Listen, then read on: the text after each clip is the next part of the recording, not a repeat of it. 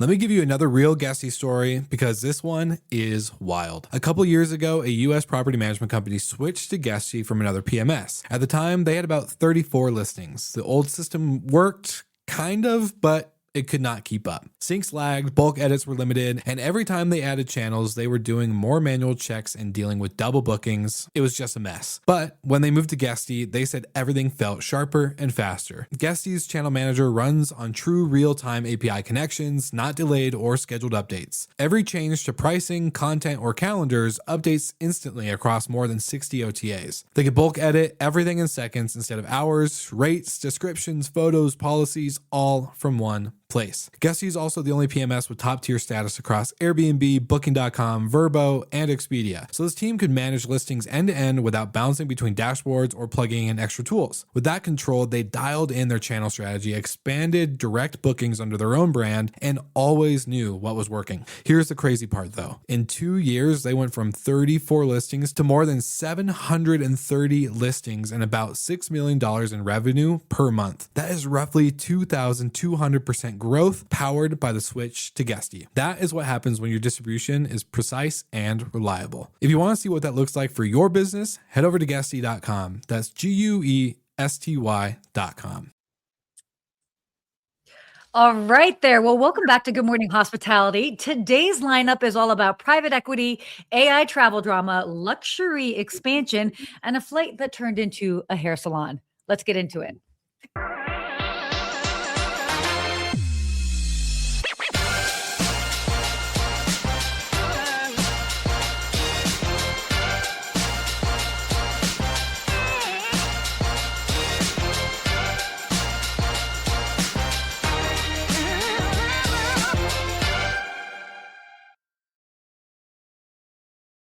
Good morning. Good morning, Sarah. Look at this energy you're bringing this morning. This is what happened. So we were just so I'm in New York. So I'm joining you from the East Coast time zone. So it's not like 7 a.m. for me. Well, I mean, maybe my body clock, but it's 10 a.m. I'm awake. I'm caffeinated. I already went for a walk in the neighborhood. We're good.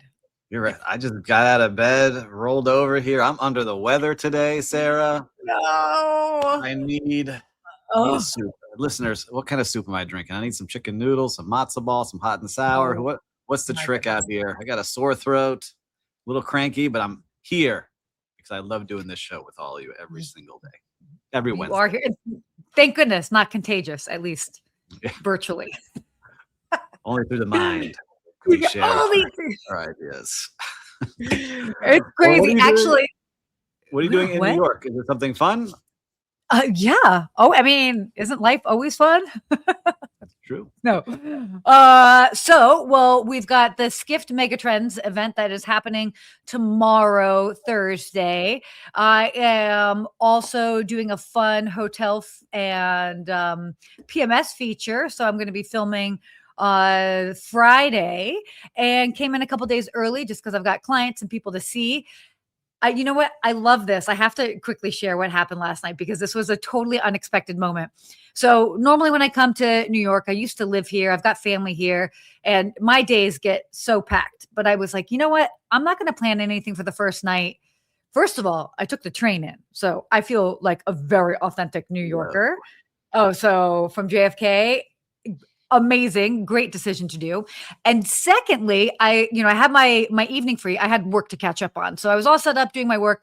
And a longtime friend of mine who I met when I was working at the last hotel I worked at the London Hotel, probably like 12 years ago. She is one of the main anchors at NBC4. So the news station here in New York. And so we had talked about, let's get together. And she's like, well, wait, what are you doing tonight at like 8:15? And I'm like, I'm just working. And she's like, you want to come by the studio? And I'm like, yes. So I got a cool private tour of 30 Rock, got to see all like the NBC, the shows, all of that. I couldn't take pictures of everything, but what I could do, as far as playing around on the NBC New York kind of like stage and all of that, we had so much fun. She let me do a version of the weather and all all that good. Not It not looked live, fun. but If you're not following Sarah on Instagram, follow her Ask a Concierge account because she posted everything there. It was fun to see. And I was like, wow, this looks awesome. That's why she's such a pro here on the podcast, because she trains in the real professional studios with real anchors. We got a real Just getting talent my here reps with our listeners and viewers. We got a real talent here with Sarah. It stop, looked fun. stop. It looked awesome.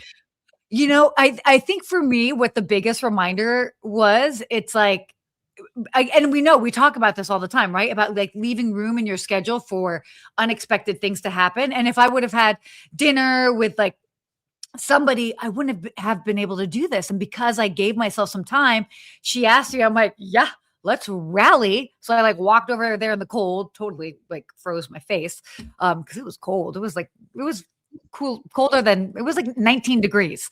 And And you said yes. A lot of people are like, oh, I just got in, I'm tired, and you went, right? So that's the good part about going and making things happen. yeah. And what is Gwen saying? All right. Oh, cool. Okay. I love it. You took the train in. Yes.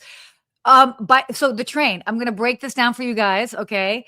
Easy hack. You should totally do this when you come to New York. So over the recent years, the cost of taking an Uber or even a taxi has become Like $150 significantly minimum. Yesterday I looked, I took a screenshot even, and I think it was going to be like 180 or like $200 to come in. And I landed at 3:00 because coming from the West Coast here, whatever. Of course, it's going to take an hour and a half to get into the city. So I did some research, ended up taking the air train, and then got on the Long Island Railroad. And I think in total, I spent maybe $15, and I got to my hotel in 40 minutes. That's amazing. It's like, wait, what? Yeah, So- where does it say? So we got someone here. New York is very overrated. Miami is the next big thing for everything. I agree. I'm here in Miami. I agree with you. New York is still the biggest city, and everyone loves New York. And every time I say that, people fight me on it. But I do love Miami and what's happening here. Oh, wait, no. I think I said this a couple of episodes ago, but right now, I think the heartbeat of like the restaurant scene and the culinary scene is next level in Miami. I think it's the most exciting culinary scene in the country right now. I mean, obviously, there's always stuff happening here in New York, and certainly Los Angeles has gone down a couple of notches. Yeah, for sure. All cyclical. But I'll tell you what, and before we get into our shows, like this in Miami, we just had the college football championship. And I love seeing how big sports events really bring in crowds from all over the place to really enjoy the city. I want to give a shout out to all the people from Indiana because their team was here and they were some of the nicest people, fully decked out in their red Indiana gear. You could see them everywhere and they were the nicest. Howdy, y'all, with the, great hospitality and just love being here. All excited to be down here. The game was great, but I want to give a shout out to the city of Miami and Miami Beach. Diplo, who's a DJ, put on a big 5K run, and he DJ'd after the 5K, and then there was a free concert. Did you go to that? I was under the weather. I wasn't feeling good. I wanted to be there. It was right out my door. It was like 2 blocks away. And then on the beach, John Summit and Calvin Harris put on a free concert for everyone, and just really cool how the city got activated, and it was packed here, but no major drama, no major issues for the most part, and really did a great job, the city of Miami and Miami Beach. So great job hosting a world-class event down here. I swear to you, like Miami is where it's happening. And I say this, I'm not living in Miami. I'm not biased. I'm scoping out what's happening all around the country. And I really, to me, it's very exciting. I mean, the fact that all happened, that's not happening right. Well, I mean, it's too cold to be happening in New York right now. It's not really happening in Los Angeles. So, I mean, when you're talking about the big cities, too cold in Chicago, Miami's hot. Kate going on a cruise in July. I love cruising. It's one of my favorite ways to travel. Which cruise you're going on, I'd love to see, but you'll definitely have a great time. July, it's hot here, but there's still a lot of good fun things going on. And Christelle, good morning from Palm Beach. I love the bus that takes you directly from Grand Central. Inexpensive, comfortable, and no hassle. Some of this public transport, I have to do it in New York. I did it when I'm like bopping around, but not from the airport. I always got a car. But last time I did it a couple weeks ago, it was $180. And I was like, man, it's much more expensive than the flight. Yeah, it's kind of crazy right now. So, I mean, then obviously it all depends on how much luggage you have and all that. So I knew I was carry-on only. So I'm like, we'll just kind of squeeze right in here, but it was good. Definitely worth it for sure. Hi, Kathleen. Thanks for joining. A lot of people from YouTube today. Love seeing it. Lou, Good to have you here. All right. Amazing. We're Oh, getting to wow. our show today. We got a lot of good viewers here today. Love seeing it. Oh, yeah, definitely. Thank you guys for joining us. All right. Well, why don't we go ahead and get into some of the topics? Our first one, I find this really interesting. So, outside lands, a private equity backing for social extended stays. And what's interesting about this really kind of ties into the whole loneliness epidemic. Like, we're in one, whether you know it or not. And outside is kind of positioning itself kind of as this like remedy for travelers because it's kind of cool what they're doing. You're pretty familiar with outside, right? Yeah, I was looking them over. I hadn't heard of them until I started reading the article, but I like what they're putting together. And, they really want to push people to be social when they're staying somewhere. So they encourage people to cook Mhm. together and have activities and do different things. Yeah. And the average stay at one of the outsites is 10 days, right? So that's Yeah. 5 times longer than a normal business trip. And they're really pushing people to mix with each other and interact and get to know each other. And I think, like we talked about this loneliness epidemic, I could see it happening. I Mhm. have some friends that, man, they don't have many friends. They don't really do much. They're on screens all day, right? They don't go out and socialize. And, I find myself sometimes where I have to push myself like you just did, right? You go out and go see your friend and go have a cool experience. And so I like Totally. companies that are really bringing people to get together in real life. We talked about it on our last show, like more analog things, going out and meeting with people. And so Outside is having some success, but there's been other companies that have tried, but their business model wasn't set up for success. Like Selena tried, and I know someone very high in Selena, and talking to them that they made some bad lease decisions. And those leases, they rent out an entire hotel and then hope they could cover the rate with people coming and selling that lifestyle. But when they couldn't, that money dried up really fast. So I like Mhm. Outside's model where it's a mix of leases, management, and then Yeah. also like licensing their brand out there as well. Totally. Well, Limestone is really kind of focusing on this experience economy, like hospitality. m- air- that's like their big focus, which is obviously what Outside is. And if for those that haven't checked it out, I like some of these ways of describing it. It's almost like hostile energy, but for professionals. Yeah. And I mean, they really do a good job as far as like creating a community and really just focusing on and it's different than in hotels necessarily, with just like a lobby bar and that like there's a whole lot more that's going on with this. So I think that, I mean, and by the way, this totally ties into what we talked about at the start of the year as like people going analog, people looking for community. You named Mhm. it. Yeah. And so what I'm So, looking for out of this, I was thinking about my son, my daughter and son. I watch them on the playground, but my son especially. He gets to yeah. the playground, he scopes out the scene. He's like, all right, I'm going over to that guy. Hey, you want to be my friend? Do you want to play? Let's play a game. And they play for an hour and then they come back. That's Oh, he's my new best friend. Right. And I kind of see things like this. I start looking at it through like a child's lens, like we should all be doing this a little bit more. And I like people and locations that are setting that up for others to kind of break down those walls we build as adults. Like, I don't trust this person. I don't know this person. But hey, let's make a meal together. Let's have some fun. Let's have a combined experience. So I was thinking about that. I was reading the article. Like, this is what we need a little bit more of. We need people to come in, create these places that we can all get together, meet new people, open our world a little bit. So I like seeing what Outside's doing. I'm cheering them on. I really hope they don't expand too fast and go under like a Mhm. lot of the companies do. So I'm going to check them out. I see they're starting to expand more and more. Yeah, I think it's cool. And again, it's like we've seen these other different brands of companies that do like adult summer camp. Yep. And so, I mean, again, we're just seeing people are craving to connect in different ways. And that sort of summer camp notion ties into exactly what you're saying with your son. It's taking us back to when we were younger and just a little bit more Improve. like, I just want to meet more people. Yeah. Yeah, have some So fun, and who knows what. Listen, you never know where that hour meal takes you, or saying yes to a little tour, or like I'm going to start taking tennis classes, right? You never know where that's going to go, and yeah, I'm yeah. just excited to see where it happens. Totally, totally. All right, well, let's shift on here to our next topic. This is not kind of, this is very big, actually. So, Google's made some changes recently, and right now, their advice for travel brands, forget generic keywords. AI can now read your photos. And so basically, Google has says AI is reshaping how travelers kind of discover trip options from not just keywords, but to photos and reviews. And I mean, obviously with traditional search, it's still playing like a role closer to booking. So this is really, it's kind of interesting what's going on. It's like SEO is not just keywords now, it's like context and credibility. Yeah, it's the images too. So you might type in romantic getaway and that hotel may not have that written in anywhere, but it'll see a couple in a pool or like, you know, a couple having a romantic dinner and from the photos and say, all right, we're going to include that in there as well. What I also like seeing is that people are searching differently now. They know kind of what they're looking for and helping saying, I want a day pass at this hotel, not just day pass Miami, like day pass St. Regis. And it's being able to offer up that plus other options. And I just think, look, it's going to get smarter and smarter. We talked about it, I think it was the last show or 2 shows ago, or I think it might have been you, Lou, who said, I don't want AI booking my trips.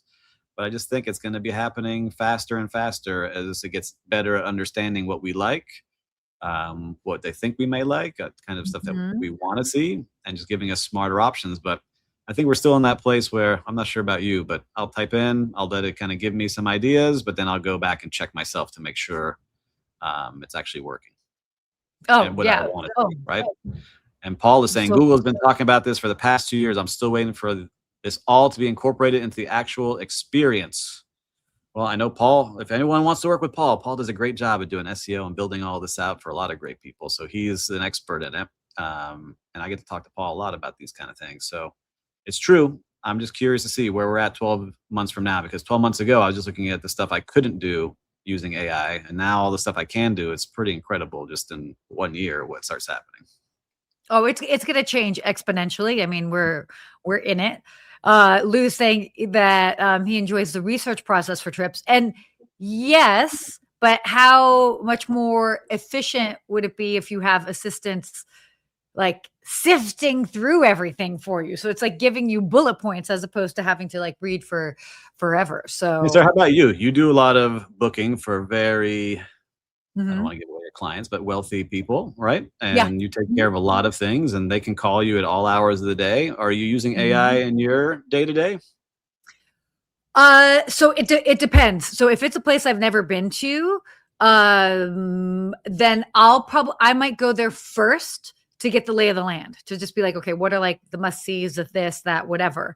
And then what I'll do, just because, I mean, just being a former hotel concierge and having contacts everywhere, depending on where they're staying, I'll reach out to the concierge to kind of check that. And then I also have a lot of colleagues that also do travel as well. So I end up comparing what I see online to what I'm getting from the hotel to other travel professionals that are booking for people. And so, for example, I'm doing arranging a trip for clients of mine going to India, and they're very specific as far as what they need. They're going to be doing some different stuff during the day. And I also base it based off of how much information I'm getting from whoever I'm asking and asking a service for. So for example, India, I asked and I was just getting very generic. Oh, it'll cost this much for the day. And I'm like, we care about the cost, but I'm like, what's the type of car? What's the type of tour guide? Are they comfortable like speaking English with this, that, whatever? And so based off of the interaction, but there's AI, there's definitely a bit of AI in it, especially if it's something that I don't know, but I'm doing a lot of checks and balances because I really want to make sure that, that they're having a good time. That's true. And Lou's saying, we're giving Lou a hard time, but he's answering us. But he says he's retired, enjoys sifting, but he used it for a trip to Paris and it was quite good for his plan. So Lou, we're happy to hear that. And we love you always joining us every week. So we're just busting your chops a little bit here. But yeah, I agree with you. I agree with you. I do this planning for my clients, but when it comes to myself, I just go with it. I do very little planning when it comes to myself. Or if I'm traveling with somebody, I'm like, yeah, you decide. And then whatever. I am all for, don't like planning for myself. I like to just have either somebody else do the planning or I kind of like figure it out. I like planning everything and leaving a little bit of room for excitement and getting lost in the city. But AI, I'm a big believer in it. I've been saying it since you met me, Sarah, like 3 years ago. So I use it every day. Of course. I'm a big believer in it all the time and pushing. I just like how it's serving things up now. So You are Mr. AI. I don't know. I don't know. I use it all the time. I just think it's another employee. It's a good thing to have. All right. Oh yeah. All right. So our next topic here, this is actually kind of cool because I know the Leela brand quite well. So the Leela, for those that are familiar with it, high-end luxury brand, they're adding a third luxury hotel to the pipeline since their IPO. So they're really kind of pushing towards building properties that aren't necessarily just about like the stay, but really about the destination. And so it's pretty cool. They've got, what is it? They signed a management contract for an 80 key luxury hotel in Jaisalmer, and they're aiming for operations around 2027. So this is, I don't know if you have this much to say about this, because obviously this is about like India, and I'm literally in the thick of right things. now. Yes. Yeah. I'm like, so where maybe a couple months ago, I wouldn't have had much to chime in on this. I can actually talk quite a bit about it. And I have some people looking at one your of the take on this, because when I think of India, I don't think of any major brands that come to mind right off the top of the head other than the ones that we always talk about.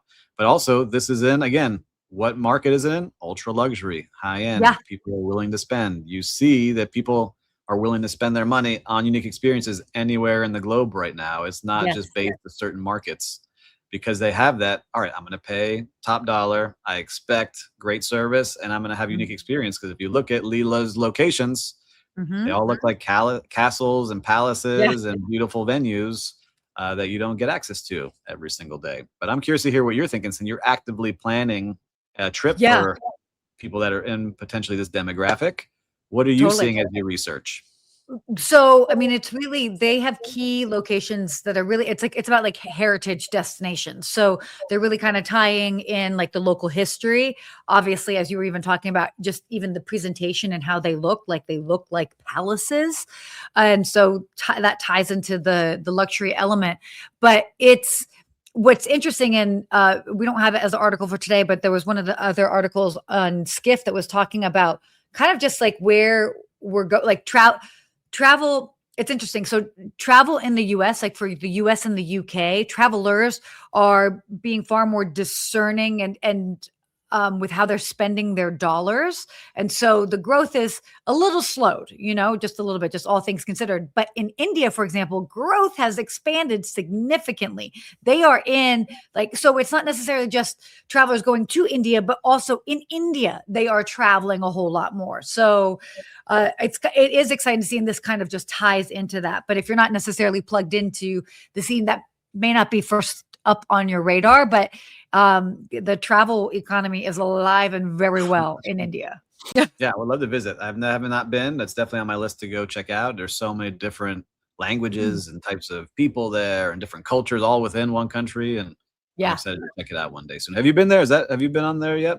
I have not been to India. I've been, the closest I've been was Sri Lanka. So pretty close. I want to go. Taj Mahal's on my list. I want to get over there. On the list. Okay, dude. I'm so stoked about this next topic. I'm excited about this one to talk with you about. If I start the segment with dude, I'm excited.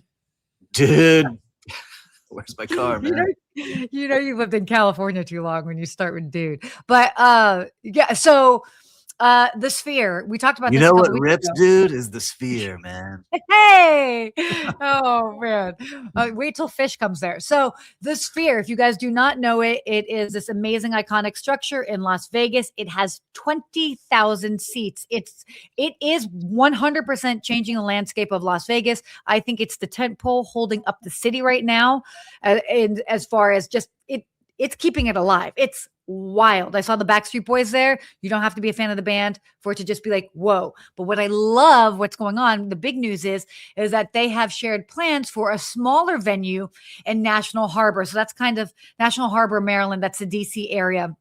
And it's about 6,000 seats. So this is cool. It hasn't been approved yet, but if it does get approved, this can change a lot of things, just because it's a smaller format model. But seeing what it's done for Las Vegas over the past couple of years, adding something like this in a smaller model to different cities could be, I think, huge. I am concerned about it. Talk to me. What's your concern? I'll rewind back because I went to the Sphere in Vegas for the David Turk. He was just on here for his bachelor party. It was one of our activities. He said, "Bro is the Miami dude. What's up, bro?" True. We went, and part of what I think makes it amazing is the actual size. Like this thing is massive. This is 20,000 seats. We watched the one of the films of nature in there that was very immersive. I get worried though when you start to shrink it down. Does that experience change? Does it start becoming planetarium? Planetarium's a couple hundred seats. Like we have a great planetarium here in Miami at the Science Museum, one of the top ones in the country with all this special tech. You start going planetarium vibes if you go smaller. 6,000 seats still big. It's a big place, but that's what I worry about. I think part of this fear is like you're in this world. Like you can trick your brain to think like, whoa, I'm here. And I want to go back and really see like the Wizard of Oz. I know they did it the cool way and there's concerts. So I'm curious to think, is it more like theater and you're going to go see a show at a theater, which is a couple thousand seats? That's what I get worried about when I see it. I love the experience. I just would hate to be in every city and it gets smaller and smaller and smaller. And then you don't have I'll push back. Yes. And I think 6,000 here in every city. Yeah. That's what I'm saying. I think it will start doing it. It's now, how do you keep it special? This is what my guess is. Oh, so first of all, I'll push back because I will say that I think 6,000 is still a lot of seats. And I think that there will still be a wow factor. Maybe not like, wow. I mean, I think there's, and here's the other thing is that, that they have studied this and they're probably finding the optimal size that is smaller where you still get that, whoa, where am I? So that will be my pushback. I think where they're going to put it, there's smart location. I know I forget the hotel. It was like by the Gaylord Hotel. They have conventions and all those people need offsite activities. And so they'll go over there and book it. It'll make money. It'll do great. That's my only concern. Like when you walk into that big one, it's like, you can go to Las Vegas, see the Eiffel Tower. It's there. But you could also go see the real one over in Paris and see. It's like, wow, look at that thing. I don't know. Maybe not a good comp. There's something out there to compare it to. That's not a good comp. Not a good comp. Epcot, the countries. No, I don't know. There's something there. Oh my gosh. Paul's saying Vegas here is pretty big energy suck. How does that play in other markets? Energy, like sucking the energy out? I don't know. I don't know the stats on that one. Wait, an energy suck? Energy. How do you mean that, Paul? You got clarify this, Paul. I want some stats and where you're quoting this from, sir. We don't need stats, but I don't know what you mean about it. As being somebody who spent more time in Vegas recently, it actually is, I feel like it's kind of I feel like it's livened it up, and that's why I said it is the tent pole holding up the city as they're figuring out what to do, where people are gambling less, drinking less, and we're shifting into the experience economy versus just necessarily spending on other stuff. I think it's cool. I like how they're doing things. I like the way they're recreating items, concerts, and it just makes people want to go there. Like people are traveling there. Yeah, I mean they're doing a good job. That is for sure. So I don't know, pretty interesting. I love that you referred to a planetarium. My gosh. That's what I'm worried about. Listen, it could happen. It could happen. I mean, it could. Yeah. Okay. So why don't we get in here to our last topic? So last week, and you guys got to let us know if you like this, but I'm into it. It's our unhinged travel story up here. Of the week. This is great. Okay. All right, cool. So this is crazy. So this passenger in Delta Comfort Plus, so it must have been me. She ended up pulling out her curling iron mid-flight and starts curling her hair section by section. And it's crazy because, I mean, I travel with my curling iron. So people are like, well, wait, hold on. Like, what do you, there isn't a rule necessarily against it, but she started, oh my gosh, it makes me want to do this, except I don't want to be in the news for this. It's crazy though. Like, all right, I'm going on the plane. I'm going to curl my hair here on my seat next to somebody. Like that seems pretty wild to me. Like you're thinking, okay, doesn't it put off like a little bit of a smell? It's almost like doing your nails on the plane. That would be like to me, that smell that comes out. As a woman who actively curls her hair, I You put actually thought curls, about it. right? Like curl What? your hair. Can't you put like the Yeah. curlers? I don't have much hair, so I don't know. No.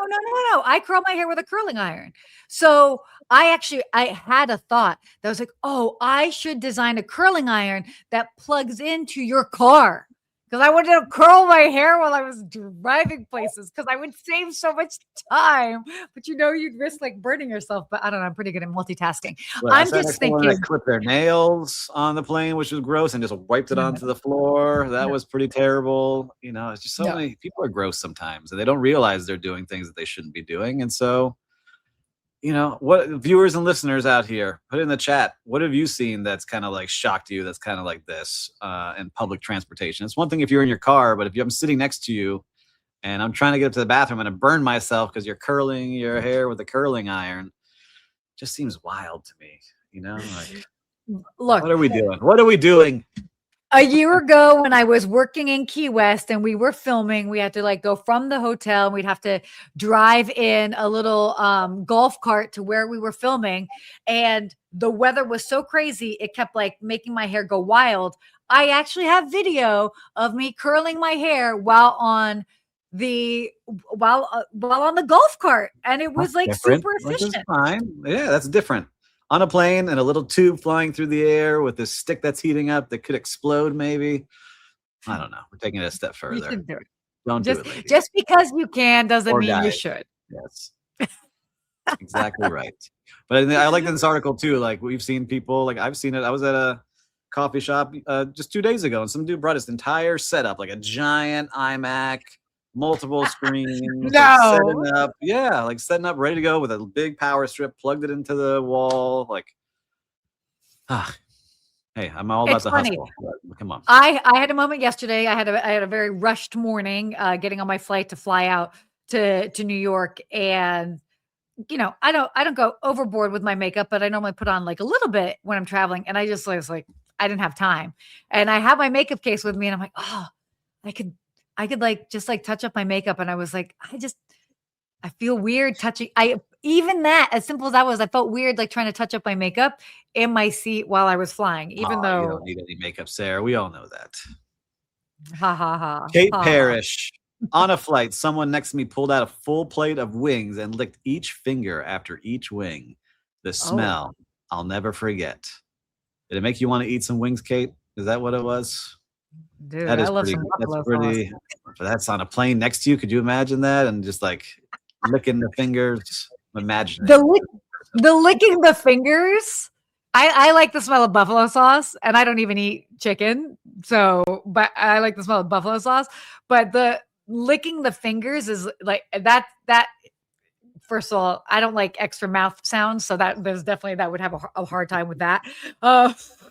I know that's true. Like I don't need that. Like no, but then it's your fingers. I don't need you licking your. All right, we've got off the rails here. We've gone off the rails. I'm bringing us back on. Let's get back on track. We're here. Just there. Anyway, well, how Kate, about with this? thank Why you. don't we? Thank you, Kate. By the way, thank you. I will never forget that moment either, and I wasn't even there. So, Steve, what has been going on in the world of in the streets of hospitality? What have you Well, we seen out talked about there? the championship that was here. So shout out to all the great Indiana fans that caused no drama here in the city of Miami Beach. We talked about all the concerts, but I was under the weather, not feeling great. But I have a little coffee shop right by where I am, and I took a book. I was like, I just want to go chill on an afternoon. I got some coffee, read my book, and they were so nice. They remembered me because I'd been there a couple times. They remember what I like to order. They had it ready they asked if I would like the same thing, had it ready for me, delivered it to my table, and just said, thank you for coming. We love seeing you here. And the little things is what makes a huge difference. So Rutina Coffee is the name of the coffee shop, and they do a great job here in the downtown Miami area. But that's what I really love is places like that. I want more of those places where people remember you. They make an effort to say, hey, I remembered you, and try to take care of you, especially when you're feeling a little cruddy and down and trying to get back to 100%. It's always nice to have somebody think of you like that in the world of hospitality. So shout out to Rutina Coffee. And if anyone has any soup recipes or wants to send me some soup, I'll send you my address. I need a little something. I got a sore throat. Oh Send it on goodness. down here. I need someone to take care of me today. Oh my goodness. We were talking offline how I feel like guys have a harder time when they're sick. They really need to be pampered. I need someone, please. I'm like, leave me alone until I get better. But so my story actually kind of ties in. It's similar to the story that I shared last week, but in a completely different context. And then there's a key takeaway. So last night I had this unexpected invite to NBC. I go to 30 Rock. I check in. And as I come in, they're like, Sarah, oh, we're expecting you. Again, very similar to the story I told last week of when I went to a restaurant in Las Vegas and they were like, Sarah, we're expecting you. And it's simple. This is simple. It's the being expected. And it's all they have to, and maybe you don't necessarily know the person's name who's coming, but when going that extra step, if you have been shared information, if you work in hospitality and you have been shared information, offering up that you are at least aware of the situation, the person, whatever it is, does so much because the person doesn't have to repeat themselves. They don't have to reintroduce themselves, any of that. And it sets the tone in to me, such a wonderful way. And again, it can be someplace like a restaurant, or last night I was going through security at NBC, but they were like, oh, we're expecting you. I'm like, oh, are you now? So I love that. That's my little story. Well, I put up a quote for us today. I found one as you were talking because we both talked about something similar. Okay, love this. See it pop up there on the comments, Will. This is motivate them, train them, care about them, and make winners out of them. They'll treat the customers right. And if the customers are treated right, they'll come back. From J. Willard Marriott. So I think that's exactly right. Treat your team right. They'll treat the people right. And it all is a full circle thing. We all take care of each other. So I'm going to go back and get my coffee. Even though I have my own coffee brand, I like being taken care of. And when people remember me, I'll go over there and spend my money. This is true. This is so fair. By the way, great quote. Love that you found that on the fly. On the fly. I was just like, you know what? We got to find one about this. So, man, what a shock. Can't believe we're over today. We went 5 minutes over, everyone. Thanks for hanging with us. I feel like we could talk another 30 minutes for sure. I'm starting to get some good energy. I'm feeling energy levels coming up. Just hanging out with everyone here. I love this it. This is what I call this the mid-morning energy. Mid-morning. You're fired up. I'm not used to 10 a.m. Sarah. I'm used to 7 a.m. 10 a.m. Sarah is a whole nother level. Sometimes I'll look back at the 7 a.m. shows and I'm like, wow, I was not as articulate as I should have been because I'm like waking up. My body's like, we don't know what's happening. But now, no, we are rocking and rolling at the 10 o'clock hour. Just going to say. And I think because of that, all you listeners and viewers, if you found some good things in this show, your friends will too. Make sure to copy and paste this and share it with them right now. And if you haven't yet, make sure to subscribe to Skift, where you'll always be updated on what's going on in travel. But until next week, hey, stay hospitable.